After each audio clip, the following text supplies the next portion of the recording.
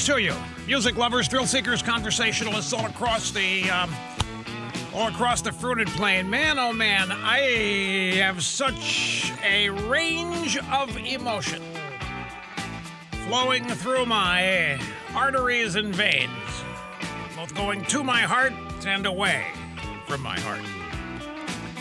I'm watching these people at the Biden inauguration. They think they got it all back, but they think they finally have vanquished all of their opposition, and they haven't the slightest idea. You can hear it in the words they're saying to each other. You can hear it in the way they're singing their songs. You can see it in the people that showed up for this inauguration who didn't show up 4 years ago for the Trump inauguration. And I have to tell you, ladies and gentlemen, wait a minute. What's this?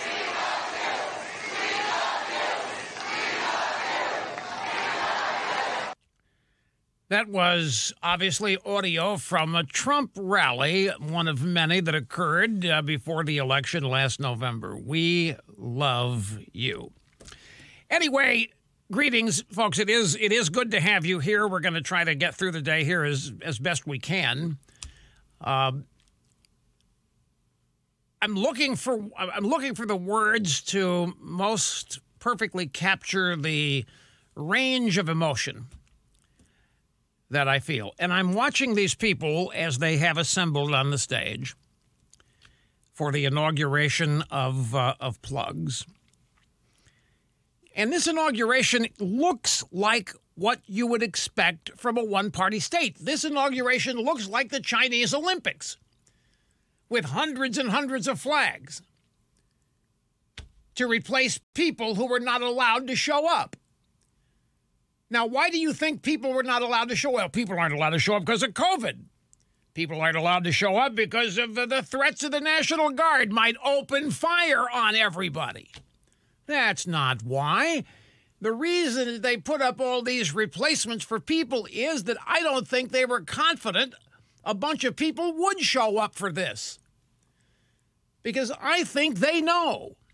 I think they know that they are not. You got to be very careful here in the words I choose. I think they know that this is something that's been arranged rather than legitimately sought and won.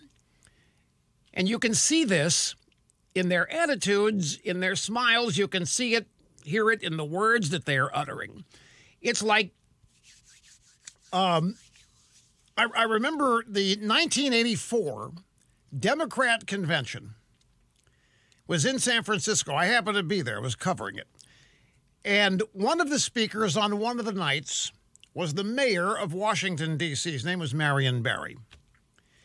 And the sum total of his speech was, tonight we're on the inside. Tonight we're on the, meaning, finally, the minorities that really are the Democrat Party have made it to the power base. We're on the inside. We're not on the outside looking in. And I sense a similar frame of mind with the people that are up there on the stage. At this, they've been sweating bullets for 4 years, and they are now convinced that they have re-secured their complete and total hold on power in Washington.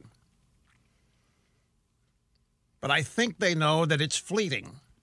They're going to do everything they can to make sure it's not fleeting. They're going to do everything possible to make sure that they never lose it again. Don't misunderstand. But I think all of these people have souls, and they all have deep, dark crevices where they engage in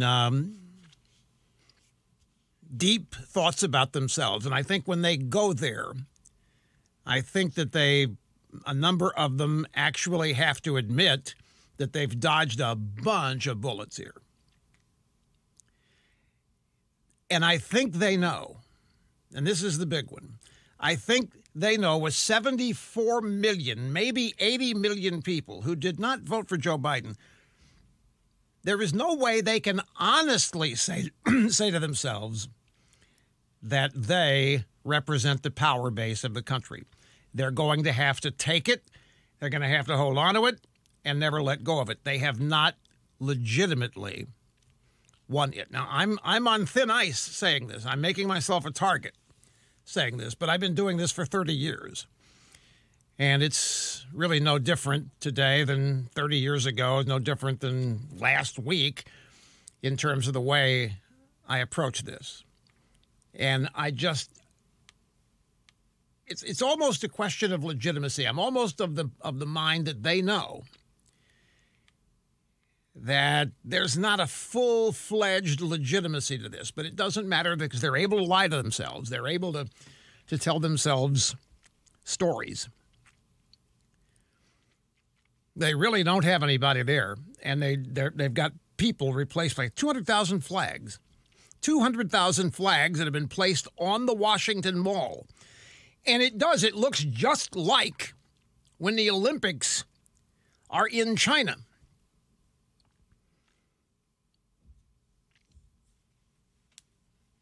It's almost like the flags represent people who couldn't be there. And they didn't want people there because of COVID-19, because the National Guard might open fire, because whoever it was that ran the operation on January 6th against the Capitol might show up at this inauguration, because, of course, nobody can guarantee anybody's security anymore.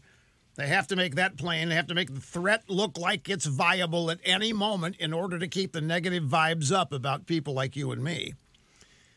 But what do you think the real truth is? That they are not confident that if they opened this thing up to open seating, that they would be overflowing with a crowd? I don't think they would. I mean, nobody showed up at Joe Biden political rallies. Nobody showed up at any of the rallies of Kamala Harris. They have not, throughout any of this, demonstrated that they have a bond with the people that voted for them, like Trump had. They don't have anything near that. They don't have, I think, any assurance or confidence that if this were open to the public, that they'd set records for attendance. So a number of things are going to happen now. A number of things. Trump is now gone. These people are deliriously happy. They have vanquished bad Orange Man, they believe. So there's a number of things that are going to take on a different appearance, things that will take on a different identity. The temperatures are going to stop dramatically rising and falling. Oh, we'll still need climate change, but we won't need hysterically oriented stories to persuade anybody, because persuasion's not on the agenda. They're not going to persuade you of anything. They don't care. They're just going to implement what they believe. And so all of these bogus stories about vanishing ice, vanishing homelands for polar bears, all that stuff, you're going to stop seeing very much of it. The ice caps are going to refreeze, for example. The polar bears are going to be fine. Hurricanes, well, they'll be treated normally, that there's 6 months out of the year where we have them, that there's nothing we can do to stop them. There's nothing we can do to change them. But you're not going to see any blame of the current crop of people in government for hurricanes. You're not going to see anything of the sort that would lend itself to being blame of the current population of Washington, D.C. for whatever is happening to advance climate change. They will just say that climate change is advancing. We've got to do something about it. But they're not going to have to worry about persuading anybody. Massive graft, corruption, bribes, all that stuff can now flow normally in Washington, D.C. What do you think is going to happen to the reporting on COVID-19? Will COVID-19 disappear and take on the identity of the flu? Will Biden attempt to co-opt Operation Warp Speed, name it something else, and try to take credit for the rapid rate at which a vaccine has been made available to the public.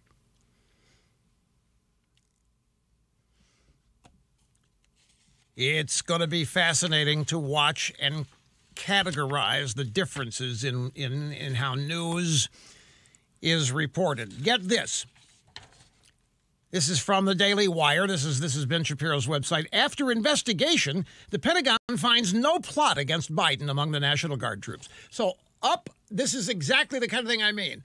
Up until yesterday, 250,000 National Guard, 90% of them are white. That means that there's a bunch of white supremacists. And that means that Biden is not safe because only 20% of the National Guard, only 20% of white people support Biden.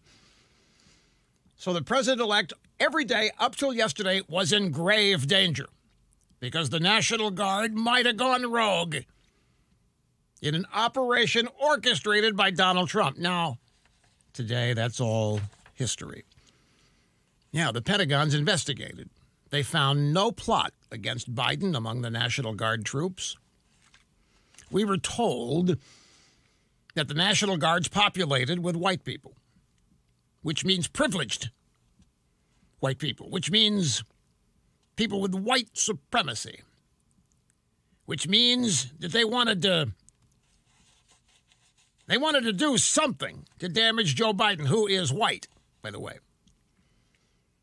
It was a sick political narrative to militarize the nation's capital to make it look like President Trump was a clear and present danger. And Washington was unsafe while Trump was still there. We had to guard against the possibility that the National Guard would go rogue on secret marching orders from Donald Trump. Turns out that was all bogus. The Pentagon found time to investigate, and they found no plot whatsoever. In fact, it remains true that it was the Obama-Biden administration that spied on the Trump campaign for 4 years. It was the Obama-Biden administration that set up a 3-star general, Mike Flynn, for a perjury trap. It was the Obama-Biden administration orchestrated a silent coup that continued throughout the Trump presidency. Same people are credibly accused of winning an election with the help of massive election fraud. Now, they've investigated their own allegation. The National Guard had an action planned against Biden, and guess what? There was no plot. Trump did not orchestrate a plot. He had no idea. He had no plan. He had no contact. The National Guard was not going to do anything, despite days and days and days of lied-filled reporting.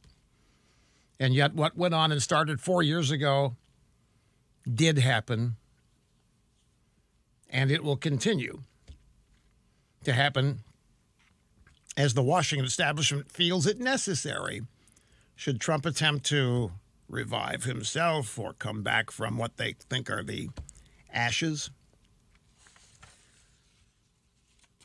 There are more troops at this inauguration than citizens who are attending. The media is not showing anybody how lame that looks.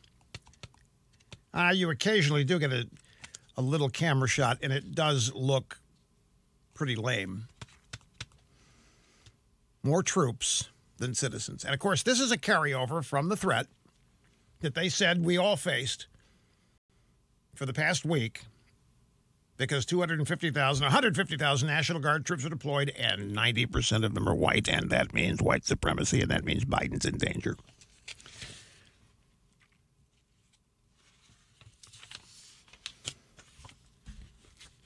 Just watching these proceedings and listening to the words that the participants are uttering,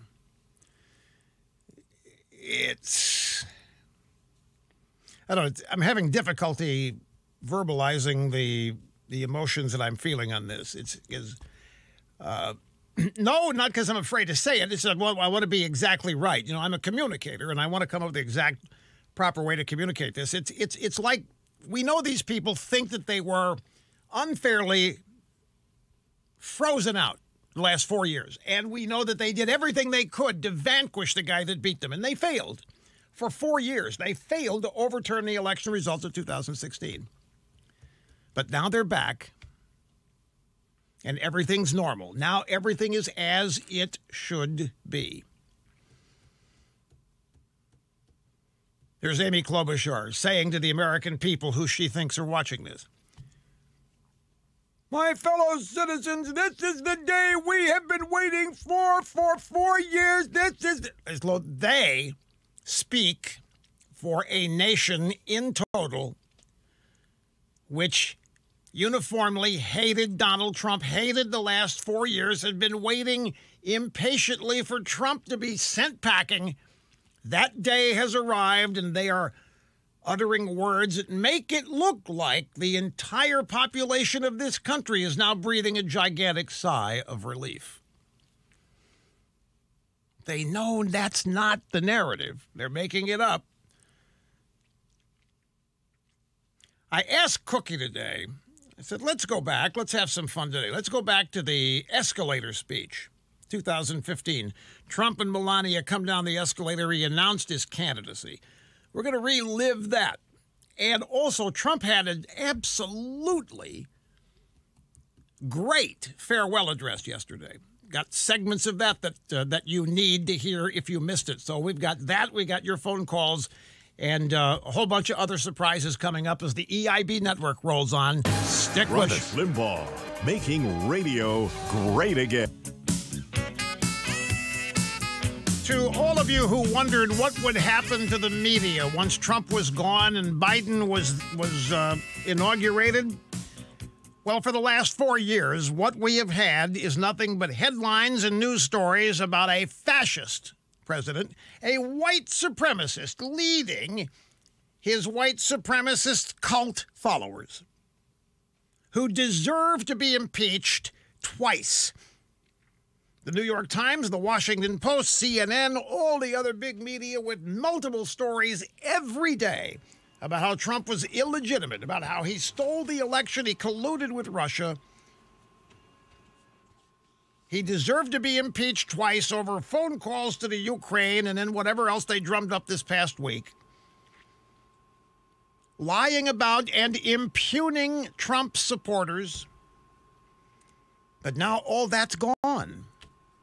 No more stories about fascism and white supremacy. No, no, no, no, no. There are news stories today featuring Vice President Kamala Harris's choice of shoes. The music playlist for the inauguration. And did you know that Biden, like Pelosi, loves ice cream? Yeah, he has a huge love for ice cream. There's a big puff piece on Joe Biden's love for ice cream that gets folded in with his lovely new agenda for the country, which will be featured this way. Joe Biden is going to be said to inherit from Trump the worst economy since the Great Depression, yet the New York Times has a story today, but it's not on the front page. It's not anywhere near the front page. It's not anywhere near the news pages. The New York Times has a story today where the Democrat Party has an objective and a duty to rebuild the economy as strong as Trump had it before COVID-19. I'm not making it up. The New York Times says the Democrats have a big responsibility, and that is rebuilding the Trump economy of his first 3 years. I'll share the details with you when we get back. Right here it is, my friends, in my formerly nicotine-stained fingers, according to the New York Times, and I've got this from the Hot Air blog.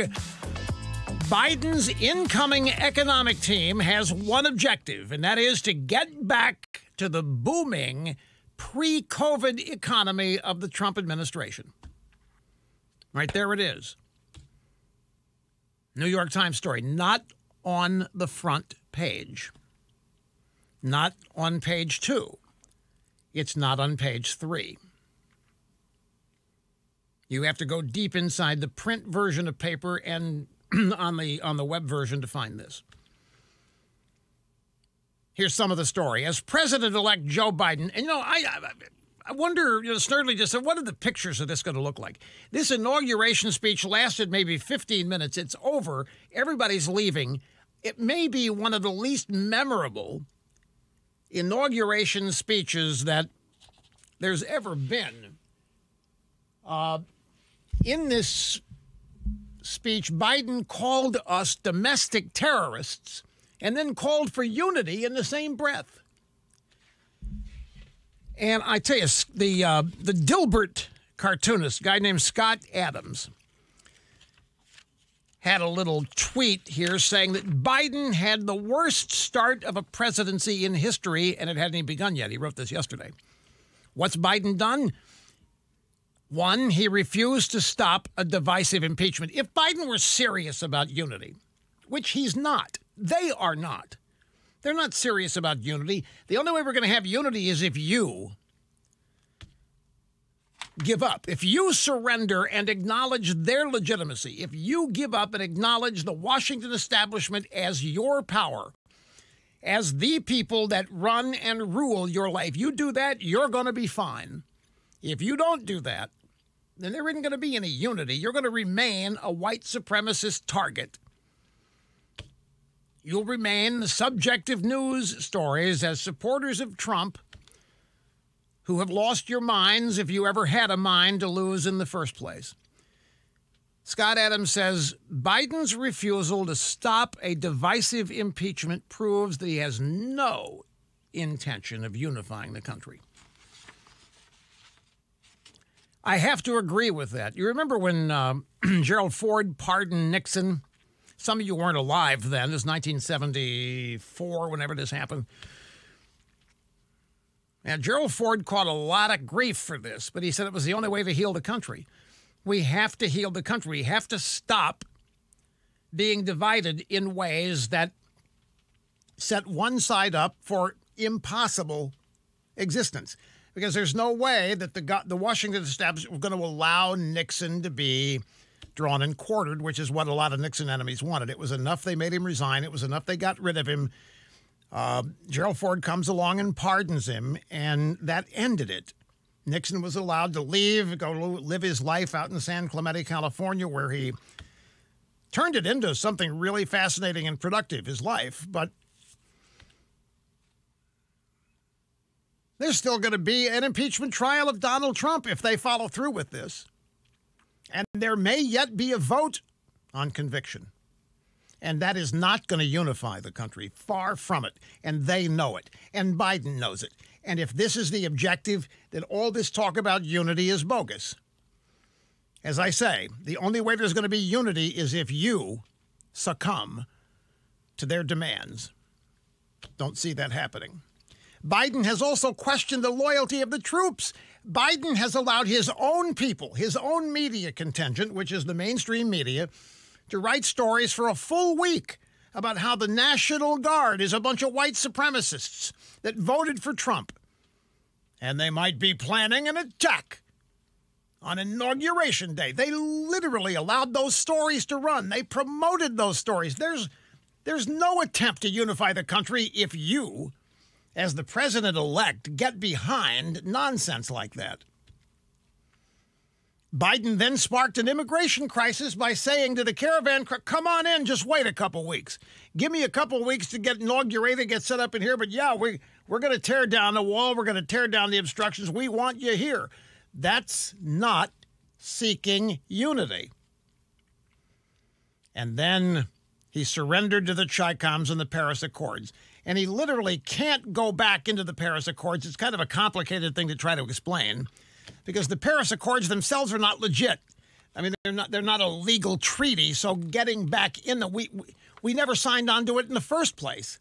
Biden and Obama never signed on to it. So getting back into it, it's just an exercise in Biden engaging in language, but actually getting back in the Paris Accords, they don't exist.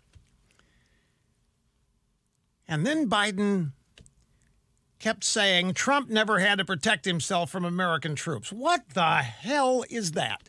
Trump never had to protect himself from American troops. This is Biden saying that he believes that he was threatened. He felt threatened by the U.S. military, which obviously was all for Trump because they're a bunch of white supremacists. So There's no way that Joe Biden was interested in unity. It's just something to say. It's just something for the media to report.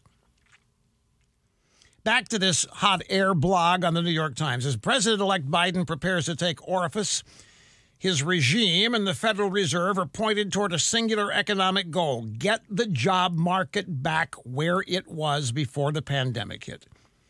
Well, that's the Trump economy. The humming labor backdrop that existed 11 months ago, 3.5% unemployment, stable, rising workforce participation, steadily climbing wages, record low unemployment for African Americans and Hispanics, turned out to be a recipe for lifting all boats. It created economic opportunities for long disenfranchised groups. It lowered poverty rates. The Trump economy is an economy that hadn't been seen in years in this country. And the Biden regime knows they've got to get back to it. That's really the thing that we're most focused on, getting back to a strong labor market quickly enough that people's lives can get back to where they want to be, said a member of the Plugs transition team. We're in a good place, February 2020. We think we can get back there. I would say much sooner than we had feared. Now, this is undoubtedly praise for the Trump economy. And it's right there in the New York Times, and it's quoting the Biden transition team. What if this story had run prior to the election in November? Well, we know the answer to the question. It wouldn't have.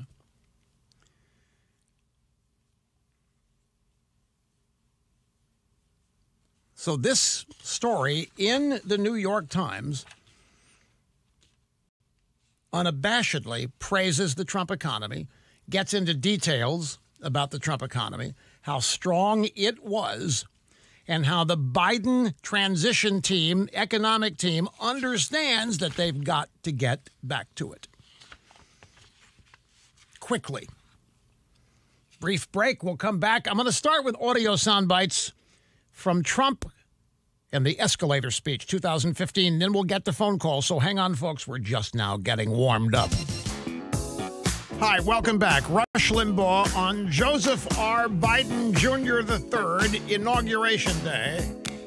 Here I am behind the golden EIB microphone. It's a good thing I'm here, folks. I doubt that the words you're saying could be uttered today behind a microphone because many of you are swearing and cussing.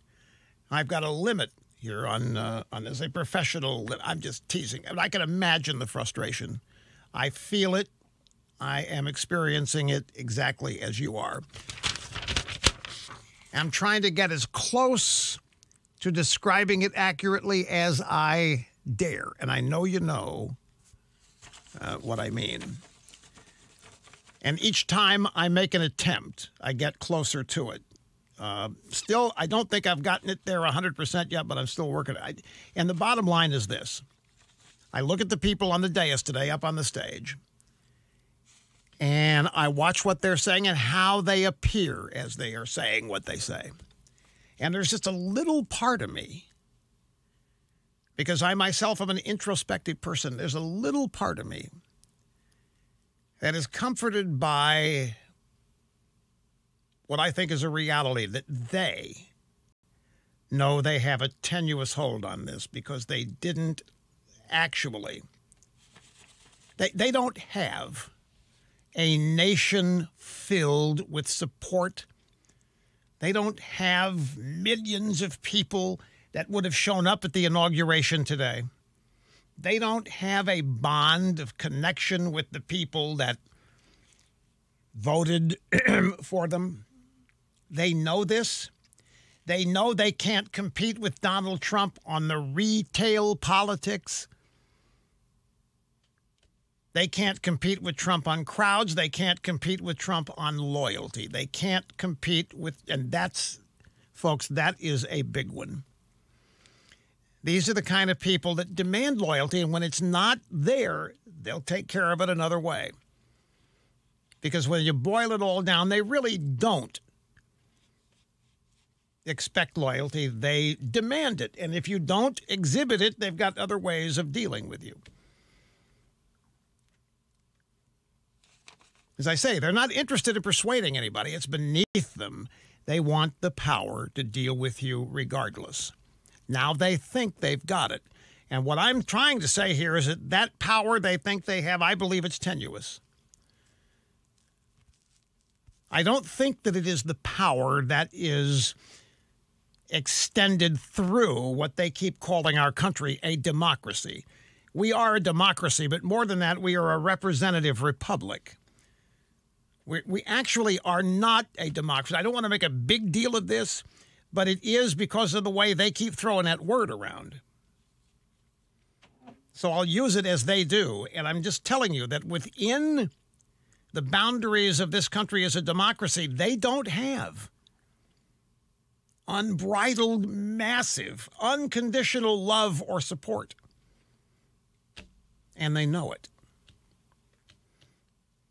Retail politics, they can't compete to this day with Donald Trump. It bugs them. It will continue to bother them.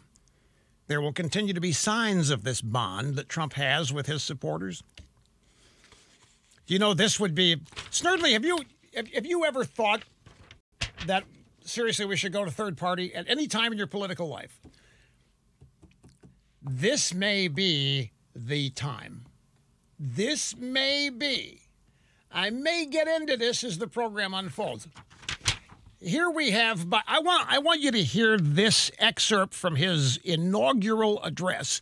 Remember, where the theme is unity in our democracy. Now listen to this. A cry for survival comes from the planet itself. A cry that can't be any more desperate or any more clear. And now, a rise of political extremism, white supremacy, domestic terrorism that we must confront and we will defeat. All right, notice no applause. No applause. To overcome these challenges, to restore the soul and secure the future of America, requires so much more than words. It requires the most elusive of all things in a democracy: unity. Unity. Unity? Are you kidding me? Unity, a cry for survival, comes from the planet itself. I hate to say, Mr. President, but the planet didn't cry today. The planet has never cried. The planet did not cry out. The planet did not scream. The planet did not beg. The planet did not say, "You're killing me." The planet did not say, "I want to survive." The planet did not say, "You're destroying me." The planet doesn't talk. Not the way these people want you to believe. They want you to believe that the planet actually is upset. The planet is just in the process of being destroyed, and they want you to stop it. The planet wants you to stop it. It's absurd. And furthermore, the planet's cry can't be any more desperate or any more clear. I'm sorry, Mr. President, I don't hear the planet. I don't hear the planet cry. I never have heard the planet cry. I don't know where the planet's mouth is. I don't know where the planet's vocal cords are. So, America requires more than words. It requires the most elusive of all things in a democracy: unity. Unity. Now he says a rise of political extremism, white supremacy, domestic terrorism that we must confront. What happened to unity? This is not how you go about achieving unity. He has just insulted the 75 million people who did not vote for him. They are white supremacists. They're domestic terrorists, political extremists. And we're going to defeat them. We're going to defeat you. We're going to defeat you. Yeah, we're going to wipe the floor with you. Because the planet's crying out. Oh, it's bad out there. But this is not how you achieve unity. It's not just the New York Times, by the way, that has a story today that they would not run prior to today. The Washington Post has admitted that Trump did not incite a riot with his speech. The website here is the National Pulse.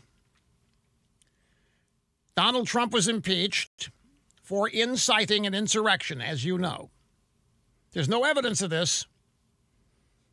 Trump told those assembled for his speech to protest peacefully. We know that those who stormed the Capitol started before Trump's speech. The timeline does not work at all. Trump did not encourage any of the activity that actually happened. He did not utter the words. That didn't matter, of course. The left also told us Hillary Clinton never broke any laws, that Obama didn't spy on Trump, that Trump was a traitor. Washington Post finally admits Trump did not incite the riot at the Capitol on January 6th. They're now reporting the attack was planned days in advance. The report, like that, the New York Times, is buried in the local and legal sections of the Post website, written by 3 non-political reporters. They reported self-styled militia members from Virginia, Ohio, and other states made plans to storm the Capitol days in advance of the January 6th attack, and then communicated in real time as they breached the building. This exonerates Trump days in advance. Amazing. Quick timeout. Back with more in a moment.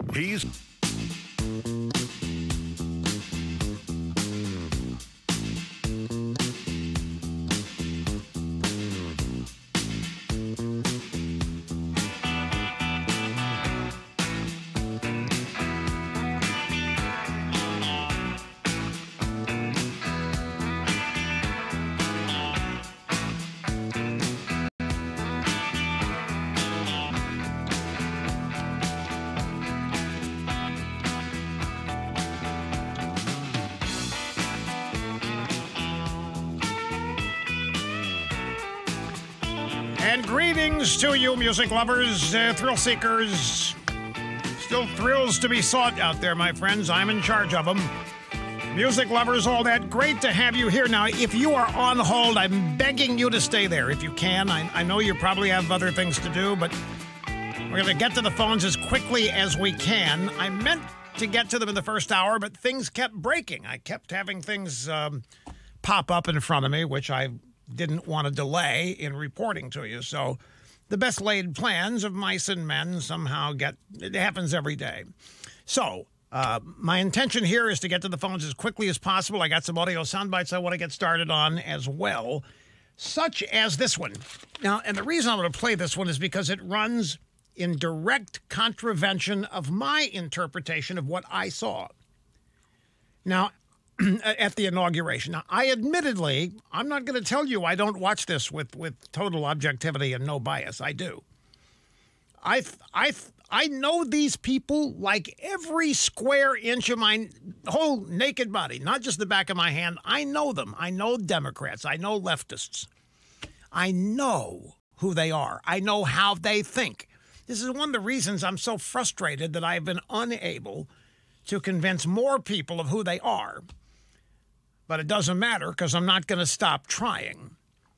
Now, when I watch this today, when I watch this inauguration today, I put myself on that stage. I put myself on that stage as one of those people.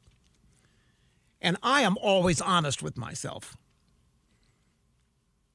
I am the mayor of Realville. If I am the recipient of false praise, if people give me credit for something that I didn't do and don't deserve it, then I tell myself I don't really deserve it. Somebody else does. I do not live in the lie. I do not live in the false impression just to make myself feel better about myself or about things.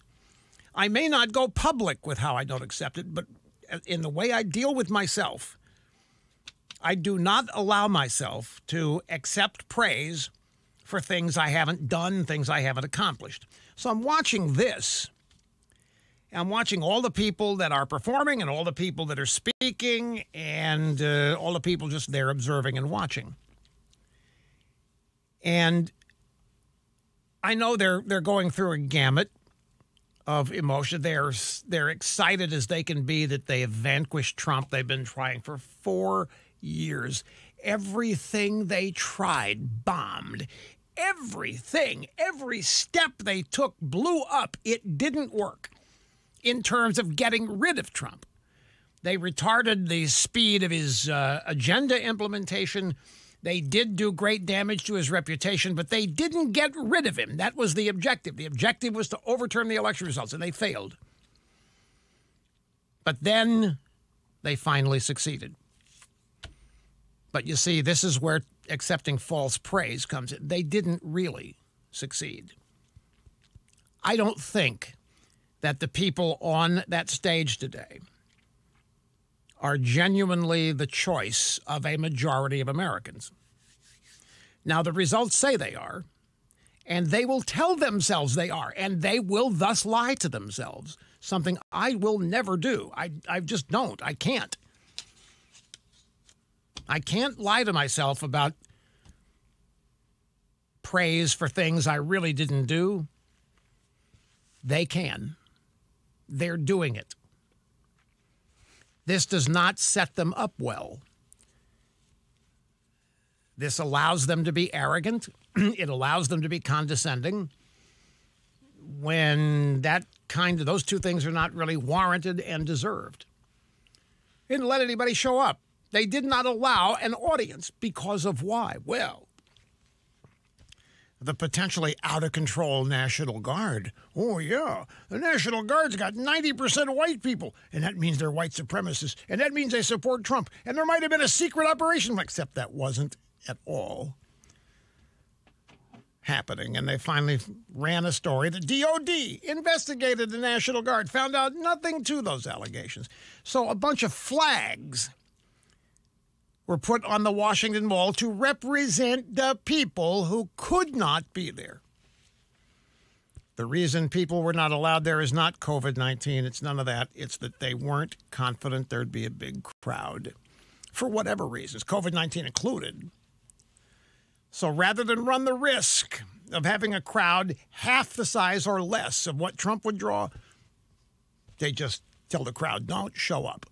We'll handle it. We'll take care of it. Those kinds of things, in the deep, dark crevices of their own minds, will tell them that they're not as popular as they think, that they are not as overwhelmingly beloved as they think.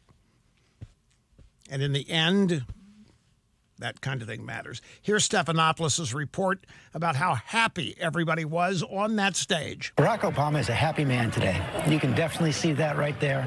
A lot of fist bumps, a lot of elbow bumps.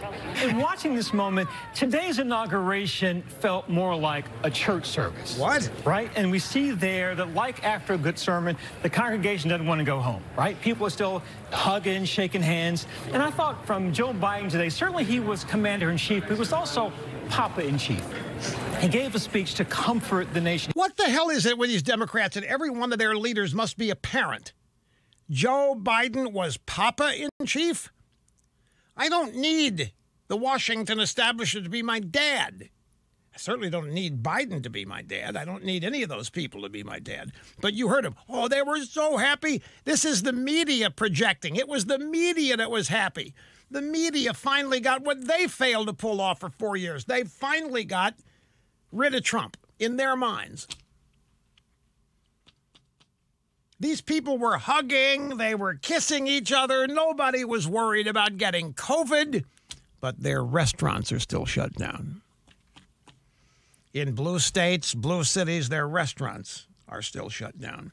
So it was like a church service, except these people, as you well know, have no love lost for religion. So why are we told that this inauguration ceremony was, it looked like a church service out there. It felt more like a church service. How would they know? It's like a good sermon. The congregation doesn't want to go home. No, the congregation wants to be first in line at the restaurant after the sermon, but the restaurant's closed because of COVID-19. So they have to hang around. Now, they're hanging around because they're still not really convinced it's real. Did we really do this? Did this really happen? And half of them are sitting around, did Joe Biden actually win the presidency? And then there's this, folks. The Politico. The Politico has run a story highlighting the cognitive decline of Joe Biden. It's in PJ Media. On the eve of his inauguration, Politico published an article that contains an anecdote that is actually quite disturbing. For higher profile remarks, Biden would obsessively rehearse portions until he committed them to memory. What this means is when Biden was supposed to make a speech that was really important in the campaign or wherever it happened to be, if it was really important, like at a debate, for any high-profile speech, Biden took no chances. He would obsessively rehearse until he committed the big points to memory. At times, through the various iterations of outlining remarks, Biden could grow downright ornery. I would never say this, Biden once snapped at an aide, aghast over the prepared remarks he was reviewing. I'd never say this. What are you giving me to say? I would never say that. This was according to a person in the room during speech prep last year. Where'd you get this from? I would never say this, Biden said. The aide explained that Biden had just said that in a public speech a couple weeks earlier and that that's why they put it in the speech, that he had said it, but he had forgotten. Biden forgot that he had made this point 2 weeks ago. He's reaming out an underling. I would never say that. Where'd you get this from? The aides, I'm sorry, you said it 2 weeks ago. Now, there's a lot of troubling things about this story. Biden forgetting part of a stump speech, bad enough. But this is an incident that happened last year. But now it's only coming out. Biden's handlers kept it under wraps until now. Now they are free to let it out. Now they are free for Politico to run with this story. So how many other examples of Biden's cognitive decline in 2020 have been covered up? We have to think quite a few. Now, if this example was leaked to the media earlier, they didn't report on it. Obvious question, why not? Well, they were covering up for Biden. We don't need to delve deep into this. They were not reporting anything negative about Biden. But now they are. On the day before his on the day of his inauguration, that story actually ran in Politico on January 20th, they are now reporting on Biden's cognitive decline. Why? Politico got the memo. The election's over. Trump's out of office. So we're free to report on Biden as we see fit. And I guess Biden's cognitive decline is no longer taboo. The media can report it. Why? There's an answer. Kamala Harris is the answer. That's why. Get used to it, folks. You're going to see a trickle at first. Stories about Biden's cognitive decline, the fact that his abilities to remember things and know where he is, that they actually have been on the wane. They actually have been increasing. The media no longer is going to cover them up. Has to be a reason. And there are many, but one of the main reasons is Kamala Harris. So keep a sharp eye. Here we go. We're going to go back to 2015, folks. I thought this would be Trump fun to do. June 16th, 2015. Donald Trump has announced that he's got a big announcement. He's at Trump Tower. He's coming down the escalator. Everybody is wondering what is going on. The rumors are he's going to announce a run for the presidency. Other people say, no way. He's not going to run for the presidency. There's no way. He doesn't want to do that. He's just going to do something publicity-oriented to try to gin up interest in his TV show, The Apprentice. But he's not going to run. Then the moment of truth came. The music blared, the lights shone, and there at the top of the escalator, Donald Trump and his wife, Melania. They hop on board the escalator and they ride down to the microphones. where Trump announced that he is indeed, or was, a candidate for president of the United States. Let's listen again. Our country is in serious trouble. We don't have victories anymore. We used to have victories, but we don't have them. When was the last time anybody saw us beating, let's say, China in a trade deal? They kill us. I beat China all the time. When did we beat Japan at anything? They send their cars over by the millions. And what do? When was the last time you saw a Chevrolet in Tokyo? It doesn't exist, folks. They beat us all the time. When do we beat Mexico at the border? They're laughing at us, at our stupidity. All right, and people were beginning to whisper to themselves and buzz to themselves. What is this? We're not used to politicians talking like this. We don't. This is unreal. This guy can't be serious. And the initial reaction was, see, I told you, he's not running for president. Nobody seriously running for president would get even close to talking this way.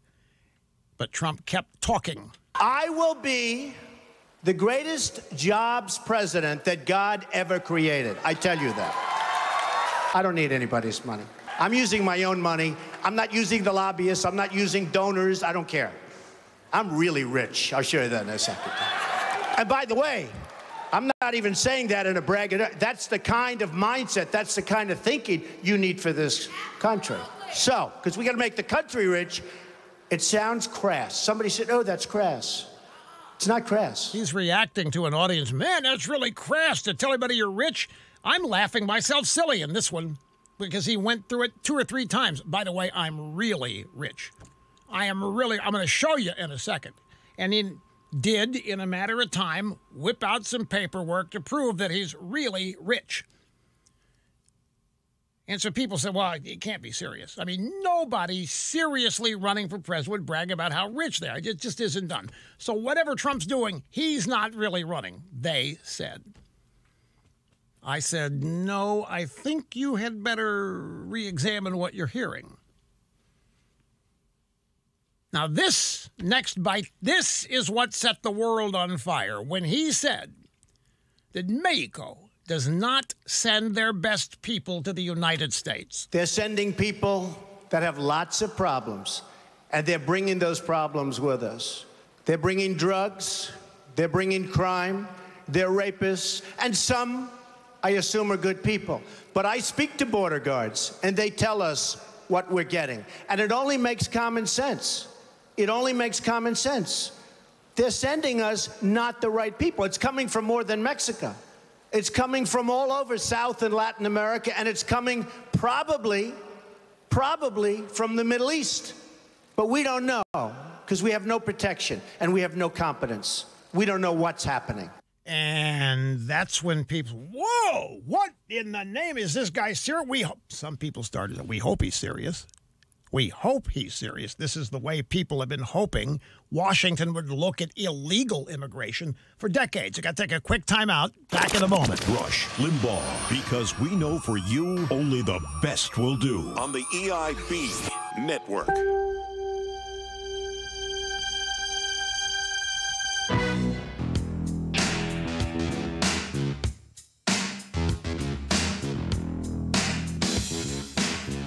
All right, let's see what's happening on the phones at 800-282-2882. This is James in Battle Creek, Michigan. Hello, sir. Hello, Megadittos Rush, and much prayers to you. Thank you, sir. Thank you for taking my call. Just an observation and a comment on unity and who the real unifiers are. Garth Brooks said that he sang at the inauguration. He sang for unity. And so far, I haven't seen any calls to boycott him or to cancel him, much like you would if it was going to be a Trump inauguration. Your thoughts? What you're asking me, where is the anger at Garth Brooks for participating in this?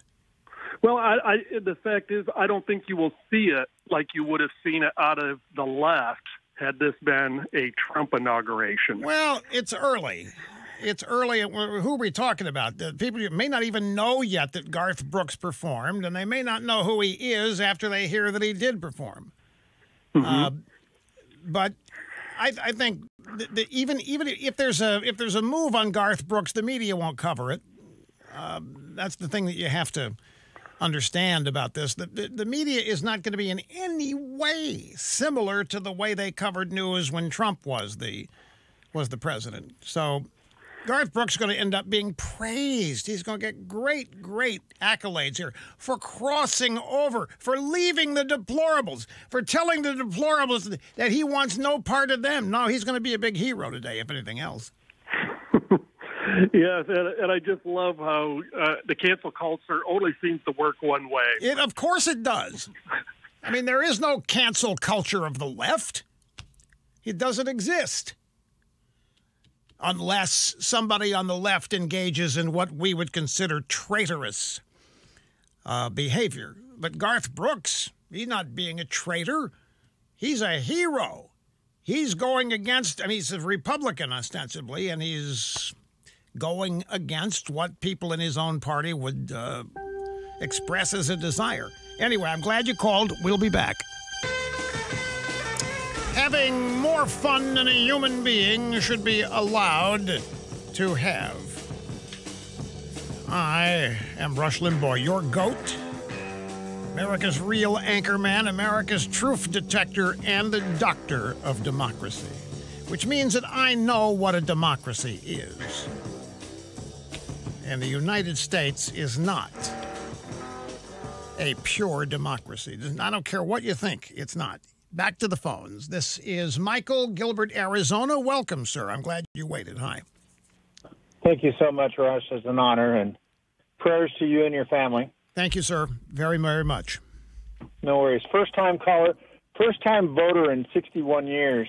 So I voted for Trump this year, and you were being very positive earlier, and I wish to be positive as well. But do you really think that the 2022 and 2024 elections are really going to go towards the Republicans? I don't know how they're going to go. That's one thing. I don't think so. I mean, and not unless they get rid of the voting machines that they've got now and go to something else and get rid of the mail-in voting. Okay. See, there's a lot loaded in your question here, and I want to answer your question as honestly as I can first. Sure. I can't predict the future. So, sure. I mean, I will occasionally try to have fun, and I'll make a prediction, but you're asking me seriously, and you're asking me as an offshoot of what you're hearing today as a positive attitude that you think I'm exuding. And I haven't said anything about 2022. You are assuming that I think that 2022 we're going to turn things around. I have no idea what's going to happen in 2022. I have no idea what's going to happen in the next week. I have no. What I try to do is inform myself the best I can, and then plug in things that I'm fairly confident of. And I think that the closest thing I see is the Democrats blowing what they've won here by assuming mistaken things. Things are completely wrong that explains their victory. I don't think they have the ability to be honest with themselves about how unpopular they are in a lot of ways. I don't think they have the ability to understand that most people that voted for Biden did so just because there's a D next to his name. They didn't vote for Biden because they know what his agenda is, because they haven't the slightest idea. Because Biden didn't tell anybody other than unity. But they voted for Biden because he's got a D next to his name, and that's how they grew up voting. And some of them had been talked into hating Trump. I mean, 4 years of a media massacre has to have an impact on people, and I think that it did. That Trump got 74 million votes or more, I think is mind-boggling amazing. I don't think anybody else could have come close. I don't think with the total attempt at destroying him that was made for 4 years, it was consistent, it was relentless, it didn't take a day off, It happened multiple times a day. And for Donald Trump to remain as popular as he is unlike anything we have seen in American politics in our lifetimes. There's nothing that we can compare this to. Now, the reasons for that popularity are also fascinating. They are substantive. Trump is not a cult figure. He is not popular because his ideas are unique. He's not popular because he's brave.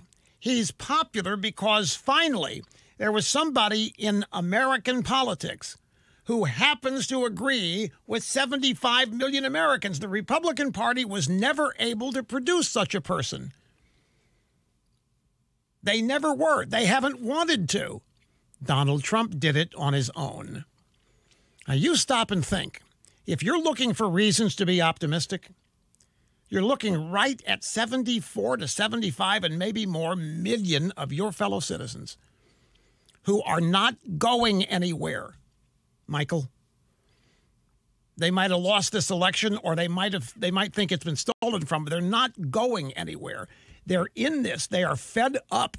They want their country back. They believe in American greatness. They believe in American first. They know this does not have anything to do with race. It has nothing to do with white supremacy or any of these other derogatory terms that the media and the Democrats use. 75 million people voted for a guy who was destroyed 4 times a day for 4 years in a row by the American media. Unheard of. Now, you hear me expressing optimism. I will grant you it's my natural state. I sometimes, however, I get down like everybody else does. But I'll share this with you. When the microphone goes on, folks, let me take you back to the early days when I was just a DJ. And those of you who have never been in broadcasting, you don't know about these little quirks of this business. But one of the first things any young broadcaster learns to appreciate about the professionals is they always sound the same every day. If you've got, I come from the 60s. The DJs that I listened to in the 60s every day sounded identical. I could never tell when they were having a down day. I could never tell when they were having a bum day. I could never tell when they didn't want to be there. It was the mark of professionalism. And yet, there were days I didn't want to do it. There were days that I didn't feel like doing it. And there were days I couldn't cover that up. And I said, there's got to be something to this professionalism in broadcasting that you must somehow find a way to sound the same every day. I mean, if you're ticked off and mad every day, you better do it every day. If you're upbeat and honest, you better do it every day. You've got to be consistent. It was a sign. It was a mark of professionalism. And even now, I remember when I had the set visit to the 24 TV show with Joel Cerno and his buddies and Howard Gordon. I met Kiefer Sutherland. There were a bunch of California radio talk show hosts at this party. I'm not going to name any names, but 2 of them came up to me. How do you do it every day? How do you sound so up every day? I mean, there are days I don't want to do it. And I just smiled internally because I got that out of my system in the 60s when I was a teenager. So my point to you is I'm not capable of coming here and not sounding like I'm happy to be alive. I'm not capable of coming here and bleeding on you by complaining and whining about things that may be going wrong in my life. It's something I learned as a young broadcast professional 50 years ago that you just don't do. You don't bleed on the audience. You don't whine and complain. Now, there are exceptions to everything, and there are many different personalities, and there are some people who have made a living out of complaining and whining. So there are exceptions to everything. But my point to you is you're hearing optimism because I don't know anything else. That, to me, is professionalism. That is one of the defining characteristics of a true broadcast professional. just don't think people want to tune in here and listen to me be mad all the time, every day, about personal things. Not, it's okay to be mad about things everybody else is mad about, politics and that, but to share, folks, I really don't want to be here today. I can't pay my electric bill today, and they might come confiscate my house, and I really don't want, people don't want to hear that. So you have to gut it up. And I've just, something about when the microphone goes on, professionalism kicks in. At the same time, I am optimistic because we live in America. We got 75 million people who are not satisfied with this. They're not going to put up with this. They're not going away. We got a guy who leads those 75 million, Trump, who's not going away. Pretty sure. Don't know what he's going to do, but he's not going away. They're going to try to put him in jail. They're going to try to convict him. They're going to try to make sure he can't run for office again because they are scared to death, folks, which is another reason to be optimistic. They're scared to death of the guy, and he's not even, as far as they're concerned, he's not a factor anymore, except that he is. Because he's still walking and breathing, and that scares the heck out of them. But 2022 couldn't begin to predict to you what's going to happen. The only thing I will say is that I firmly believe the Democrats are going to overshoot because they're going to misjudge their popularity. They're going to misjudge how much they're loved. They are certainly going to misjudge how much people support their policies. This is not a socialist country. It's not a communist country. It's not even close. So they're going to blow this opportunity by taking too big a bite at it. They're going to misjudge their popularity. They're going to misjudge the people that voted for them and why. And I don't know when it's all going to come to grips with them, but it will happen. I got to go. I'm glad you called, Michael. Thanks much. We'll be back and continue after this. All right, now let me give you an example of something I just saw that just makes the point that I was trying to make about the Democrats overstepping, assuming popularity they haven't earned, assuming love, assuming people love them that doesn't exist. They're going to overstep this. They're going to misinterpret, misunderstand this electoral victory. They're not going to put it in proper perspective. I just was watching during the commercial break Mitch McConnell making remarks to both Kamala Harris and Plugs Biden in the Capitol building, in the rotunda, where there was nobody. I mean, 10 people might have been there. They were socially distanced in terms of space. And the Senate leader had a couple of flags that he was going to give them, flags that had flown over the building today. Ceremonial thing. And he was cracking some jokes with them. And remember, he is the Republican leader in the Senate. And he's talking to everybody else in that room was members of the Democrat majority. And Senator McConnell is just having a grandest time. And he told a little joke that got a lot of laughter from the 10 or 12 people that are there. And the little joke was along the lines of, and of course we have the new Vice President, Senator Harris, and the new President, Senator Biden, and they said to hell with the House on their trip up. They even stopped to serve in the House. And everybody started laughing like the funniest thing they'd ever heard. So I said to myself, okay, we got inside baseball going on here. And here we have members of the Washington establishment, the epitome of insiders, and they're yucking it up with each other. We've got the Republican leader in the Senate who ought to be at least sensitive to the fact that a lot of people are made nervous by how friendly he can get with the people who just tried to destroy the president they love. But instead, he's yucking it up and he's laughing with them, having the grandest old time. And I'll tell you what it was. It was a bunch of insiders that were celebrating the fact that they've gotten rid of this outsider Trump, and it was their club again now. And that's what made them happy. They got their club back. Now the insiders are running the Capitol again. The insiders are running the White House again. The insiders are running Washington again. And all is good with the world.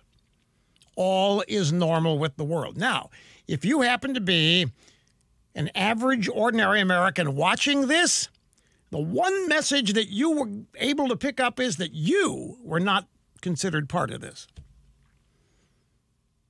No way. No way. You're not in the club. You're not in the club of insiders. There was no effort made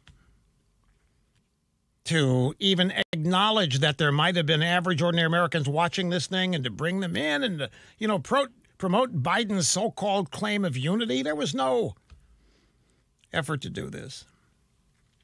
No, don't misunderstand. I'm not saying that McConnell shouldn't be friendly with these people. That's not the point. The point is that he was very happy to be in the room with the people who had just spent 4 years trying to destroy the president that 75 million Americans literally love. And it didn't matter. What mattered was the insiders got their club back now. The outsider, i.e. Trump, is gone. It's now safe to crack jokes about how Biden and Kamala Harris somehow managed to bypass the House on their career track path all the way to being president and vice president. And that was worth a bunch of yucks. These people act like that was the funniest joke since Jay Leno ran The Tonight Show. So that's the kind of thing I mean that's going to happen. That it's like Garth Brooks. I uttered a quotable remark not long ago. You don't turn on your base. It's also a quote that's made famous by Victor Davis Hanson. You don't turn on your base. And I uttered that in a story, telling you a story about my impressions of what happened to Fox.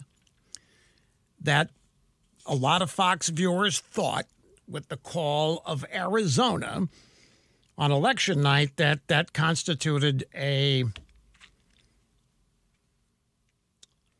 slap in the face of the base, because it changed everything. That call changed everything. It allowed vote counts to stop. It allowed all kinds of things above and beyond the norm to stop. And so Garth Brooks, he's a known Republican. Has Garth Brooks abandoned his base? Will his base consider that he betrayed them? I don't know. Time will tell. But he might have. We'll see. In the meantime, a brief break, and we'll come back and continue right after this. In a new interview with the UK Guardian, the former FBI Director James Comey argues that the Republican Party needs to be burned down or changed. Since something is shifting, I'm hoping it's the fault breaking apart, a break between the Trumpists and those people who want to try and build a responsible conservative party. You Trumpists, you're not responsible. You're not really conservatives. We don't want you to be part of what our new party is. I'll expand on this when we get back.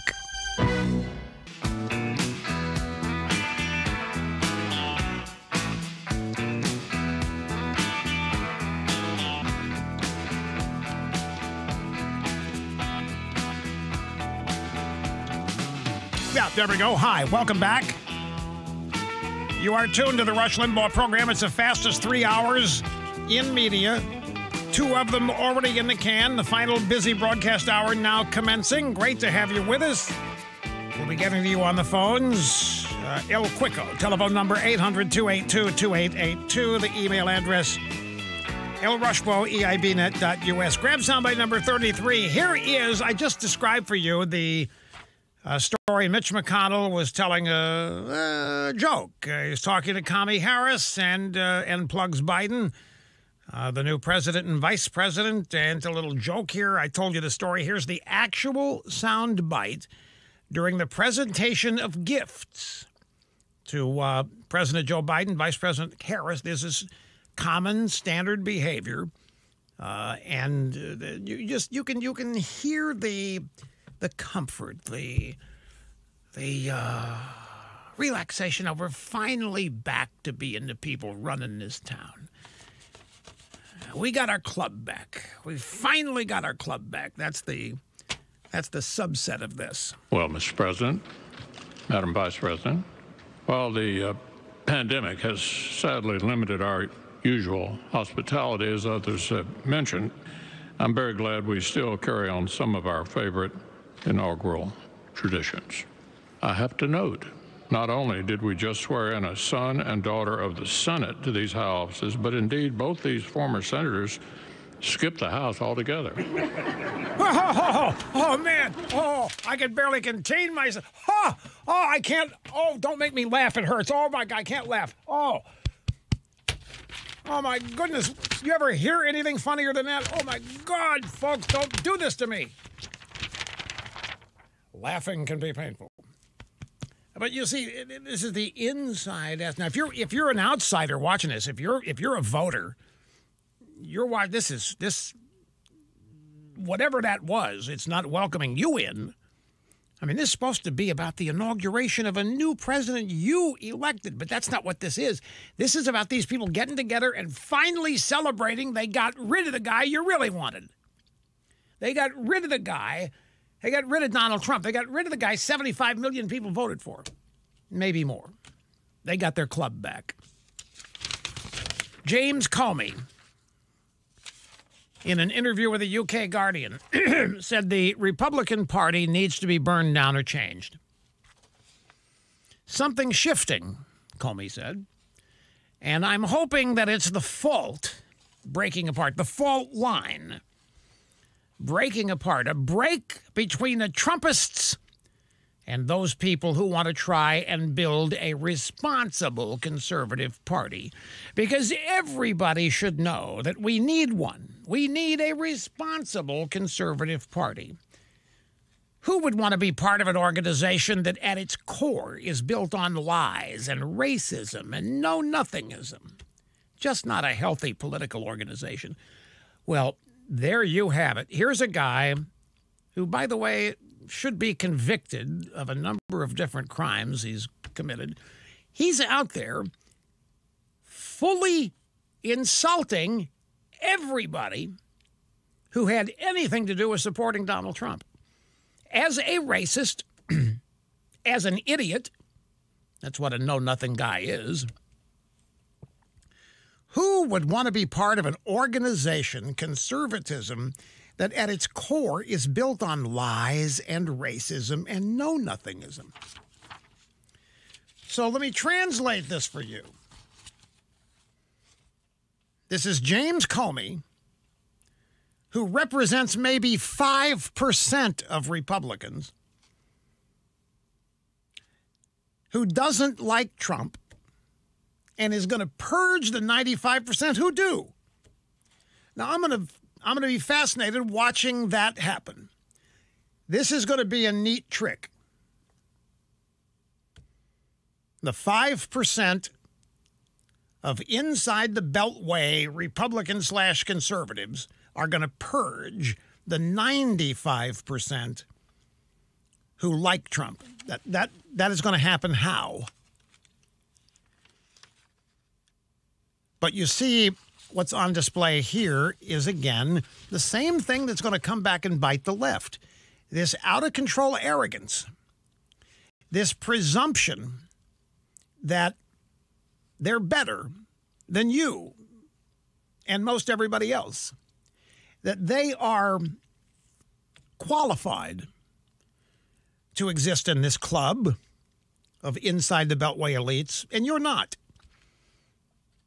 You are so not qualified. You're a racist, and you're a white supremacist, and you don't know anything. You're an idiot to boot. Conservatism just cannot be healthy with you people in membership. And Comey senses a fault line shifting, and that means that you Trumpists, why, you might be swallowed up by the fault. You may never be heard from again. Well, I'll tell you, Comey represents 5%. I remember when Mitt Romney, trying to establish his bona fides as a conservative, I don't want anybody should misunderstand. I am one of your severe conservatives. People shook their heads. Wait, what? Severe conservative? Who ever described themselves as severe? He meant to say staunch, but the word didn't come to him. So these people represent the lose with honor Republican Party. Lose with honor guarantees them membership in the Washington establishment. I got a couple more sound bites I want you to hear from Trump on July 16, 2015, and then I want you to hear a little bit of Trump's farewell speech from yesterday, because, folks, every literate American should read Trump's farewell address. Every word. It should be required reading for every student. Now, I know that a lot of schools are not going to do that. A lot of schools are not going to make it required reading. That means you, who are parents, should think seriously of making this farewell address available to your kids. The president's accomplishments are mind-boggling. They should be a source of great pride. You know, Howie Carr, who's a great radio talk show host in Boston, had a piece, his column yesterday, to Boston Herald. A couple days. No, it was yesterday, January 19th. Thanks for everything, President Trump. Thanks for the balance in my 401k. Thanks for tax cuts for the middle class. Thanks for destroying ISIS. I think it's worth spending some time on this. I don't think enough time is spent on repeating Trump's achievements and accomplishments. They are major. They are significant. They are such that even the New York Times is reporting that the Democrat Party, the Biden transition team, knows that they've got to find a way to get back to the Trump economy prior to COVID-19. Now, I have spent a lot of time repeating Trump's accomplishments and his achievements. But I think today, on the day that we immaculate plugs Biden, it would be fitting to go through some of them again. I think people need to hear it. I think people need to be encouraged, reminded. And Howie Carr's column is a good list because it's full of a lot of little things that are big things.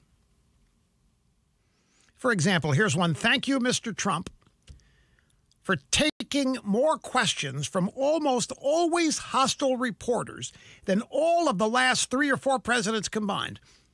You realize how significant that is? Trump took more questions from these people knowing full well they were out to destroy him. They were out to trick him. They were out to do him great harm. And yet, he faced them every day. He called them fake news every day. He treated them like he was a music conductor. He would greet them outside the Oval Office. He got them to behave as a bunch of romper room kids. We never saw their faces. We just saw him pointing to the next reporter. Your turn, your question. Looked like he was conducting a symphony. Thank you, Mr. President, for everything you've done. It should not be ending this way. But I and 74 million other Americans just want to thank you for all of your efforts on our behalf over the past 4 years, especially since you came down the escalator. In no particular order, thank you for restoring the United States as the world's leading producer of energy after your predecessors sternly lectured us that we could not drill our way out of our dependence on Middle East oil. Thank you for the tax cuts for the middle class. Thank you for destroying genocidal ISIS. Thank you for shutting off the endless flow of illegal immigrants at the southern border. Thank you for calling out the endless hypocrisy of the media. Thank you for promoting economic policies that led to the lowest unemployment rates ever for blacks, Hispanic, Asians, Native Americans, and women. Thank you for doing more to promote peace in the Middle East than all of your predecessors combined. Thank you for calling out and exposing the feckless rhinos of your own party, like Willard Mitt Romney, Paul Ryan, Kelly Ayotte, et al. Thank you for finally standing up to the Chi-Coms. Thanks for calling out Fox News for its duplicitous descent into terminal wokeness. Thank you for Operation Warp Speed, an amazing achievement for which you will never receive the appropriate credit. By the way, they're going to rename Operation Warp Speed to make sure nobody misunderstands that Trump had anything to do with it. Thank you, Mr. President, for pardoning all of the persecuted victims of the Russian collusion hoax, among them General Flynn and Roger Stone. Thank you for eliminating Obamacare's individual mandate. Thank you for taking more questions from reporters than all of the last 3 or 4 presidents combined. Thanks for such a booming economy that 7 million people got off the food stamp rolls. Thanks for all of those tweets that drove the Democrats and the media crazy. Thank you for not turning the IRS into an instrument of persecution against your political foes, the way your predecessor did. Thanks for not surveilling reporters the way the Obama administration surveilled you. Thank you for trying to defund sanctuary cities where illegals run amok. Look, the thank yous go on and on and on here in Howie Carr's column in the Boston Herald from yesterday. It is a list of Trumpian achievements unparalleled by any president in our lifetime. It's the kind of stuff that people are not going to forget. It's the kind of substantive stuff that it's going to enable people to remember and hold on to Trump, the person, the president, the administration. Okay, here we go back to the 2 remaining sound bites we have from the Trump elevator press conference. Here's the first of the last 2. I would build a great wall, and nobody builds walls better than me, believe me. And I'll build them very inexpensively. I will build a great, great wall on our southern border, and I will have Mexico pay for that wall. Yeah. Mark my words. Yeah. Nobody would be tougher on ISIS than Donald Trump. Nobody.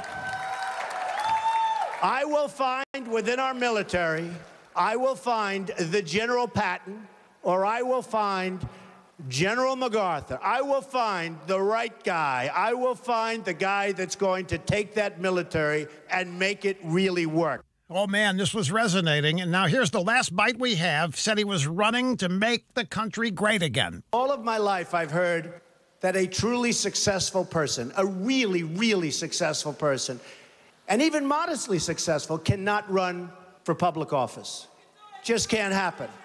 And yet that's the kind of mindset that you need to make this country great again. So, ladies and gentlemen, I am officially running for President of the United States, and we are going to make our country great again. And there it was. And that's when the gauntlet came down, and that's when the left went batty. Now, at this stage, they weren't quite sure what to make of this. This is so unconventional. You didn't run for president by going out and insulting Mexicans and doing things like that. You just do it. So they weren't convinced he was serious about this. There might be something else going on. So they were laughing at it. Trump was funny in this announcement. On January 20th, June 6th, the same day, here's what I said in reviewing Trump's little speech. It's going to resonate with a lot of people. I guarantee you. And the drive-bys are going to poo-poo it. They're going to relegate it to the carnival characteristics of a campaign. Do not misunderstand this. It is going to resonate. That same day, June 16th, 2015, I've said on this program that I thought he could win within 2 weeks of this speech, maybe even sooner. And that was my first comment. And I had seen some of the commentator, some of the analyst commentary on Fox and MSNBC, and they all thought it was just ridiculously funny and unserious. And what's Trump really up to? I was saying, this is going to resonate with people. This is going to resonate with a lot of people. I guarantee you he's going to run. We'll be back in just a second. Now, what?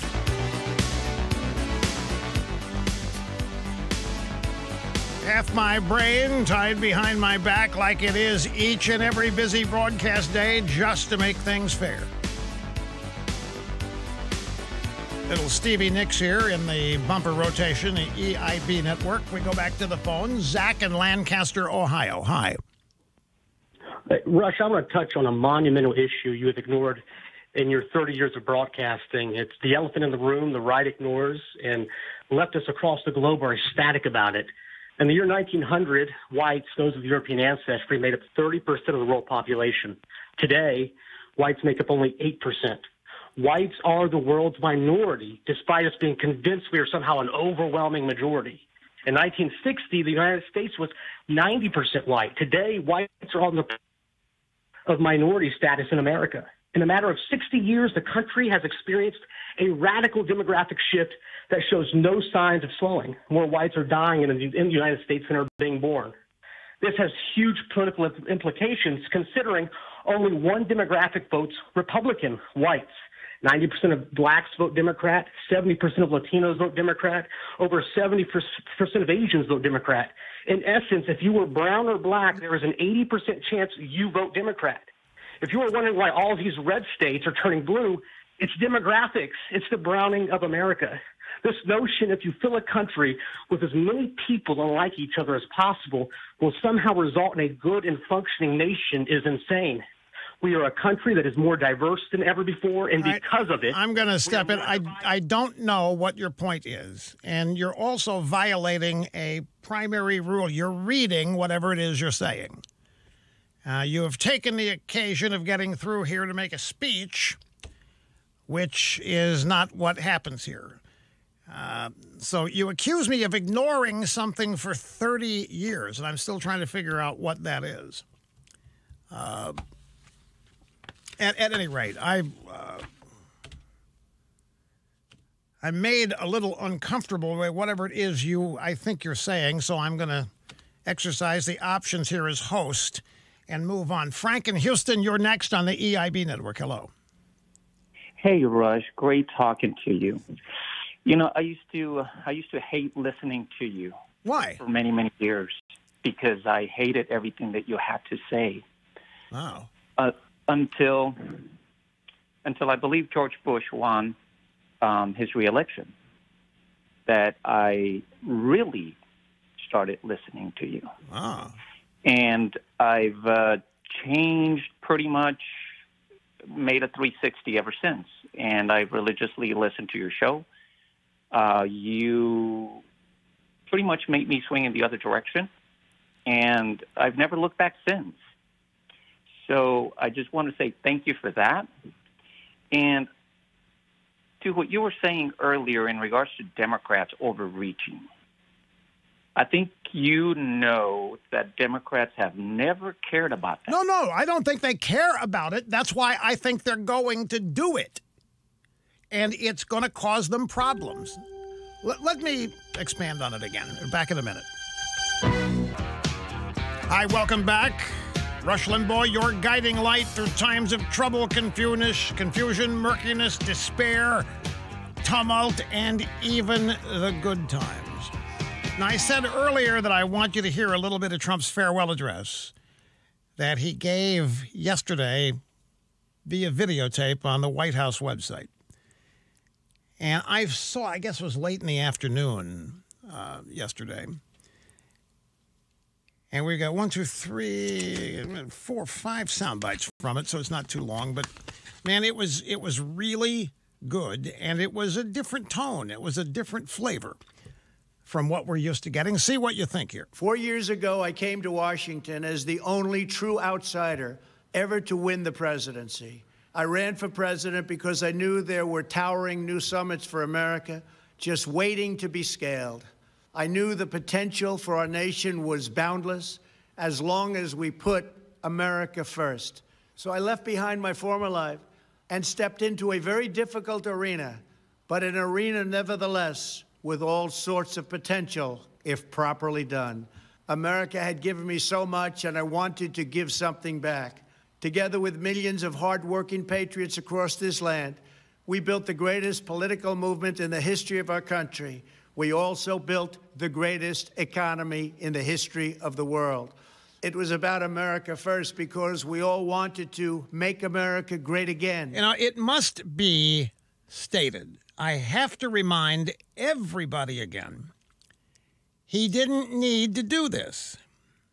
Now, to me, this is a very important thing in terms of determining Donald Trump's sincerity. He had the life that millions of Americans would love to have, they dream about having. He had it. He had wealth. He had untold liberty and freedom. He could go anywhere he wanted any time. He was not battened down by any set of commitments.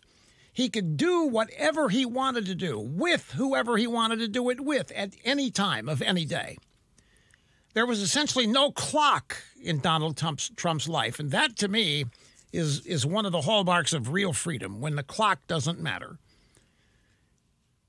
And he gave all of that up. He didn't give it up for more wealth. He didn't give it up for more fame. He had as much fame as he could possibly win. What did he give it up for? He gave up all of that freedom and wealth and liberty. He gave it up because he literally believed he thought he could improve the country, make it great again. He thought the country was spiraling out of control, that we were in danger of losing the United States of America as founded. And so he signed on to run for president, and he ended up winning. And that led to what you know happened. 4 consecutive years of character assassination, multiple times, every day, for 4 years. It was aimed at him. It was aimed at his family. It was aimed at anybody that he ever had a relationship with. The left lied, they distorted, they attempted to literally ruin his life, and they have not stopped. They, to this day, want to continue to ruin his life and see to it that he can't ever run for president again. If they could, they would convict him of something and put him in jail. He didn't need any of it. And the things, in Howie Carr's column, a list of thank yous, Mr. President, almost everything on that list, almost every achievement and accomplishment of Donald Trump was something everybody said could never be done. The country was too far gone. The country was too rooted in globalism. It was too rooted in the distance that it had made from the original founding. This couldn't be done, and yet he did it all. But folks, it is really important to understand when you're taking the measure of someone's character. And a lot of people charged into Trump on the basis that he didn't have any because of the way he spoke or the mannerisms he engaged in. But I'm telling you, he didn't need any of the crap that he got. He didn't need it. He didn't want it. But it didn't drive him away, did it? Here's the next bite. I am especially proud to be the first president in decades who has started no new wars. Our allegiance is not to the special interests, corporations, or global entities. It's to our children, our citizens, and to our nation itself. As president, my top priority my constant concern has always been the best interests of American workers and American families. I did not seek the easiest course. By far, it was actually the most difficult. I did not seek the path that would get the least criticism. I took on the tough battles, the hardest fights, the most difficult choices, because that's what you elected me to do. Your needs were my first and last unyielding focus. You are loyal to your country, and my administration was always loyal to you. And every bit of that is right on the money true. He even addressed it. I took on the tough battles, the hardest fights, the most difficult choices, because that's what you elected me to do. I did not seek the path that would get the least criticism. You know how easy it would have been? Do you know how easy it would have been to turn that job into nothing more than idolatry? If he wanted the press to love him and report on him the way they report Obama, he could have done it. All he would have had to do was become a liberal. It was as easy as that. He just needed to become a little liberal, and they would have loved him. They would have still been wary because he's an outsider. They wouldn't have trusted him full-fledged, but he could have limited some of the damage, but he didn't. He just bore down on them right between their eyes each and every day. Next bite, please. Now, as I leave the White House, I have been reflecting on the dangers that threaten the priceless inheritance we all share.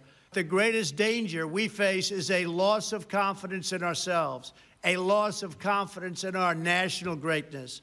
No nation can long thrive that loses faith in its own values, history, and heroes, for these are the very sources of our unity and our vitality. What has always allowed America to prevail and triumph over the great challenges of the past has been an unyielding and unashamed conviction in the nobility of our country and its unique purpose in history. We must never lose this conviction. We must never forsake our belief in America. The key to national greatness lies in sustaining and instilling our shared national identity, which is under assault and has been for longer than Trump was in the White House. Instilling our shared national identity. This is exactly what the left is trying to break apart. They're trying to deny the moral superiority this nation has. They're trying to deny that the founding was justified. They're trying to deny that we are a legitimate superpower, that we have earned our status and place in the world. This country is under assault from the people who won this last election. We have, let's see, one more, a couple of more. We've got them quick here. At the center of this heritage is also a robust belief in free expression, free speech, and open debate. Only if we forget who we are and how we got here could we ever allow political censorship and blacklisting to take place in America. It's not even thinkable. Shutting down free and open debate violates our core values and most enduring traditions. In America, we don't insist on absolute conformity or enforce rigid orthodoxies and punitive speech codes. We just don't do that. America is not a timid nation of tame souls who need to be sheltered and protected from those with whom we disagree. That's not who we are. It will never be who we are. Finally, the president warned the denizens of the deep that the movement he began is not over. It is only beginning. I want you to know that the movement we started is only just beginning. There's never been anything like it. The belief that a nation must serve its citizens will not dwindle, but instead only grow stronger by the day. As long as the American people hold in their hearts deep and devoted love of country, then there is nothing that this nation cannot achieve. I go from this majestic place with a loyal and joyful heart, an optimistic spirit, and a supreme confidence that for our country and for our children, the best is yet to come. Thank you and farewell. God bless you. God bless the United States of America. And we'll take a brief break and come right back after. Don't go away anywhere, folks. Rush. Hey, Mr. Sturdley, does the name Joe Ricketts ring a bell? You know who Joe Ricketts is? Well, he's part of the Ricketts family that owns the Chicago Cubs. But Joe Ricketts also owns TD Ameritrade, in addition to being part of the family that owns the Cubs. And I saw a story that was either yesterday or the day before that he is starting a new news network. One of his kids is the governor of Nebraska. Another one of his kids owns the Cubs. And the network that he's starting is called Straight Arrow News. And it's a television network in addition to being a website. So I'm not totally up to speed on what it is. I know it's a TV network and it's a website as well. And he's a billionaire, so he's got some money to do this. And you know, there's a guy I think would be great as an anchor for a new one of these networks that's bopping up. I don't know, J.D. Hayworth, a former member of the House who has always been a friend of this program. J.D. Hayworth would be awesome as he'd be legitimate, he'd be objective anchor, but he's just a great guy, a total patriot, and is exactly the kind of person that I think would make a great anchor on a news net. And the reason this stuck out at me is because Mr. Ricketts has made it clear that this news network of his is not going to have any bias at all. It is going to be straight up objective, as is possible to be. Now, I think that's going to be hard. I think it's difficult. But that's what he said he's going to try, and that's why I think J.D. Hayworth would be ideal as an anchor in that setup. Anyway, some of the most priceless moments that your family has experienced and recorded are probably stored away on old videotapes and movies that you likely haven't been able to watch in years because you don't have a Super 8 projector, you don't have a Betamax or VHS video player anymore because it's too old. Technology has moved forward so fast. Long ago, you threw away the VHS player. You got rid of your Betamax VCR. You threw away the film projector of Super 8.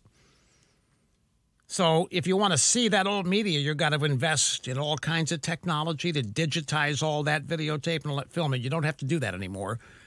Legacy Box can do it for you. Legacy Box has digitized old media for more than 1 million American families.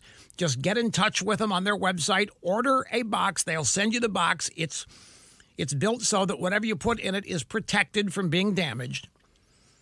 You put all of the old media that you have in that box. You ship it overnight, their expense. They go to work digitizing every tape, every picture, every film, every slide, every cassette tape, everything you send them, they will digitize.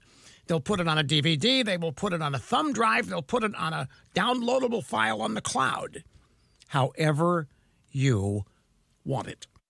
Start online for this at legacybox.com/rush. You'll get 50% off their regular price, legacybox.com/rush. Look, I just found an audio soundbite here that might help me explain one of the things I've been saying today. When I say that I think the Democrats are going to overstep, it's not that they're going to purposely do it. It's not that they're going to realize they're doing it. My point is they're not going to be able to help themselves. They're going to make incorrect assumptions about their popularity. They always do this. The Wellstone Memorial, great example of a great overstep. It is going to happen. There's no question. It's just a matter of how and when. How's it going to manifest itself?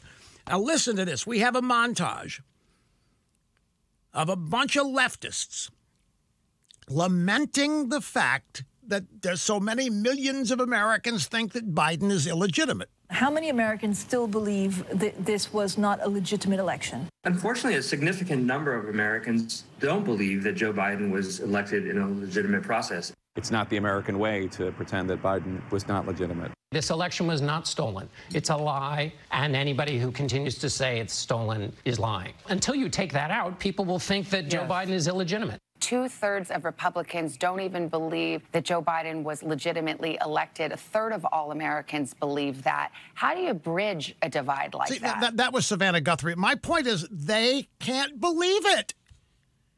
They have told everybody Biden was legitimate. That's all you need to know.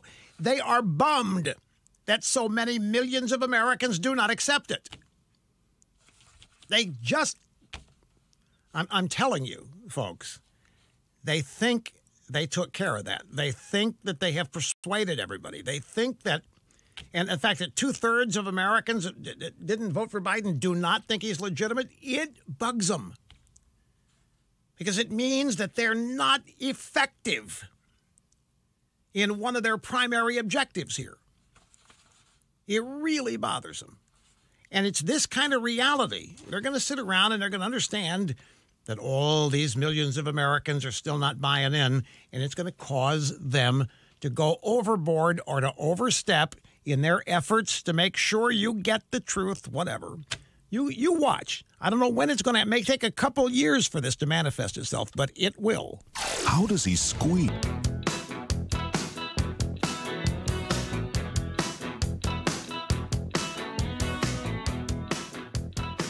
Well, that's it, folks. We are out of time for today's busy broadcast excursion and all that.